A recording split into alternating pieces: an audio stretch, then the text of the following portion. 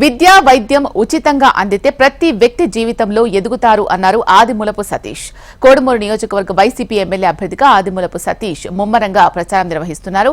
మేనిఫెస్టోలో ఇచ్చిన హామీలు నెరవేర్చిన ఘనత సీఎం జగన్ కే చెందుతుందని సతీష్ అన్నారు. రెండోసారి జగన్ సీఎంగా ప్రమాణ స్వీకారం చేస్తారని ధీమా వ్యక్తం చేస్తున్న ఆదిమూలపు సతీష్ తో మా ప్రతినిధి హరికిషన్ ఫేస్ టు ఫేస్. కేవలం 48 గంటల సమయం మాత్రమే మిగిలి ఉండటంతో ప్రధాన పార్టీల అభ్యర్థులందరూ కూడా ప్రచార పర్వంలో దూసుకొని పోతున్నారు. తెల్లవారుజాము నుండి రాత్రి వరకు కూడా ప్రజల మధ్యనే గడుపుతున్నారు.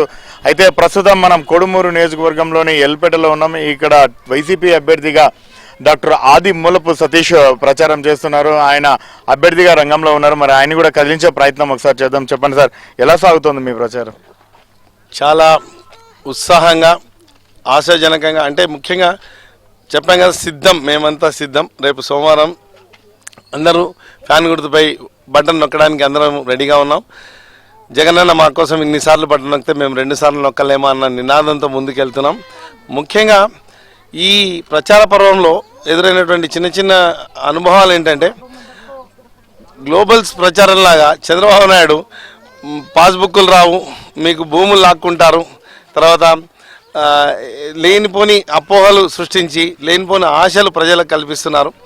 వాటిని ఎవరు నమ్మలేదు, ఎవరు పాస్బుక్లు అంటే నమ్మలేదు.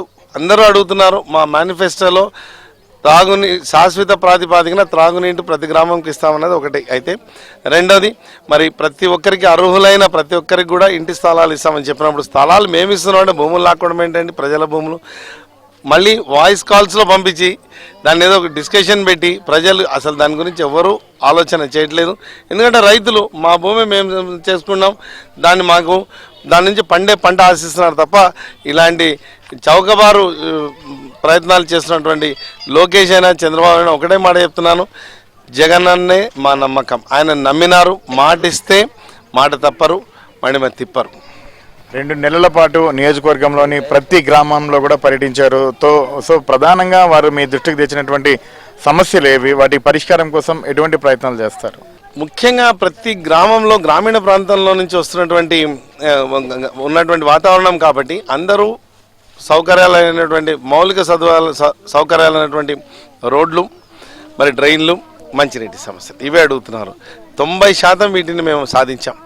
కొత్తగా ఎక్స్టెన్షన్ కాలనీస్ లాగా డెవలప్ అవుతున్నాం. కానీ ఈ 5 సంవత్సరాలు అయిన ఇళ్ళు కానీ వాటి చోట కొన్ని డ్రైన్లు కానీ ఆ సమస్యలు ఉన్నాయి. వాటిని తప్పకుండా మేము అధిగమిస్తాం.